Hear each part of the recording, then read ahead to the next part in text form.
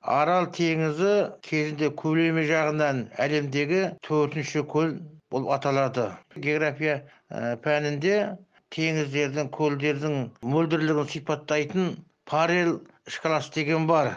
Арал теңіздің мөлдірлігі парел шкаласы бойынша Эгей теңізінен кейінгі екінші орынды иеленген. Осыдан жарты ғасыр бұрын 1950-60 жылдары Арал теңіздің жағалауында 2 балық комбинаты, 10 балық зауыты, 70-ке жуық балық қабылдау пункттері болған. Соның біреу ұялы балық зауыты. Негізі Арал теңізінде балық аулау кәсібі 1920 жылдардан басталады. Мысалы 1928-1930 аралығында балық аулау кәсібі дамыған. Ең алғашқы балық зауытының директоры, ұялының балық зауытының директоры Мариям деген орыс азамат екен. 1941-1947 жылы балық зауытының директоры Қалмақ Личе Бараев.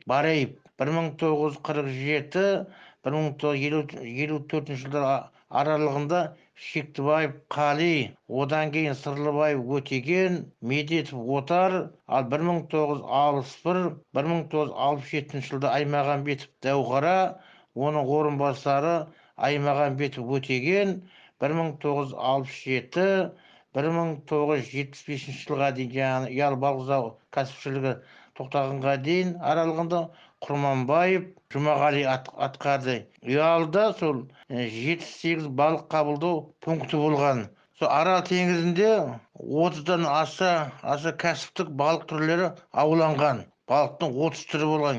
Олар бекіре, қаяз, жайын, ақбалық, шимайке, тісті, алабұға, шортан, сазан, айнакөз, тыран, торта, табан, қызылқанат, шабақ, мөңке, дөңмаңдай, камбала деп айтуға болады. Камбала кейін келді ғой Аралға. Әсіресе осылардың ішінде біз ұялдағыны сүген деп атаймыз. Қаяз балығы өте бағалы балық болды.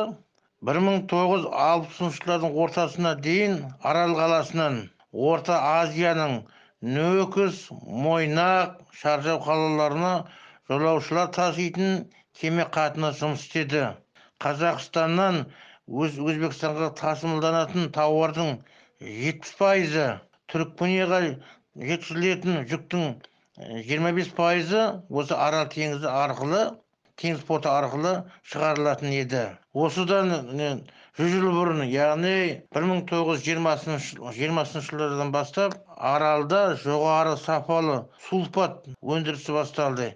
Тұз өндіру. Мысалы, 1932 жылы Арал ауданында 173 тұз өндіруші трес болған екен. Олардан жылына 262 тонна тұз өндірілген. Бір ерекшелігі осы Қазақстанның барлық аймағы Арал тұзын пайдаланады. Бұдан тура 100 жыл бұрын, яғни 1922 жылдары ғой енді, Арал балықшылары аштыққа ұшыраған Еділ бойы тұрғындарына Лениннің хатына орай көмек ретінде бір тәулікте 14 вагон балық жөнелтті.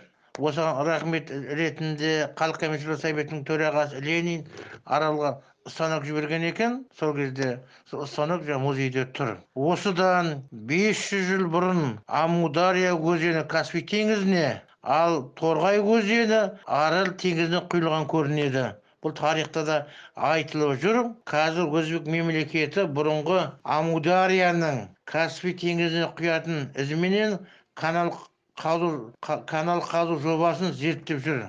Ал Қазақстандағы Торғай өзені Арал теңізіне құйған ізі сайрап жатыр. Ежелгі замандарда Арал теңізі әлемдік мұхитпен жалғасып жатқан. Оған теңіз түбінен табылған киттер мен акулалардың сүйектері мен тістері дәлел болады. Арал теңізі 19 ғасырға дейінгі тарихи деректерде былай деп аталынған: Кердер, Жүржан, Қарезім, Жент, Әудек көл, Көкше теңіз деп аталынған. әсіресе Көкше теңізі деген тарихи деректерде өте көп кездеседі. Өткен ғасырдағы Арал теңіздің ең терең жері 68 метр, ұзындығы 426 километр, ені 484 километр болған.